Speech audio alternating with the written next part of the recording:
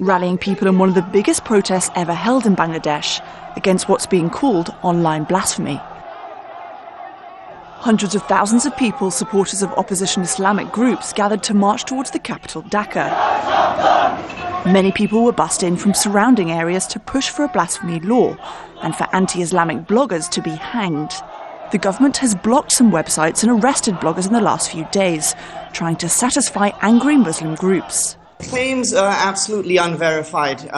There has been no evidence produced to suggest that any of the bloggers who have in fact been arrested by the government as a sop towards these Islamist groups have indeed said anything which could even be construed as blasphemous or against Islam.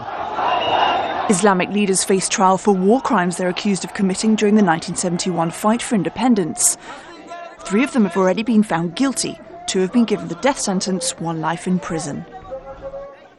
That led to earlier protests by people who want all of them to be executed. It was a great moment for Bangladeshi people. The thousands and thousands of people have gathered for the punishment, the real punishment for the war criminals. Again, I can tell you it's a critical problem. One side is people's belief and people's who are religious people who believe in something, and there are some wrong information has been spread out by some of the groups, some of the activists, and for that people are on the street and they are vandalizing, they are firing on people's property.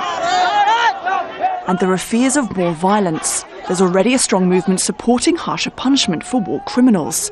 And some see this as the start of a counter-strike, a massive show of support for Islamic groups and their leaders. Malone, Al Jazeera.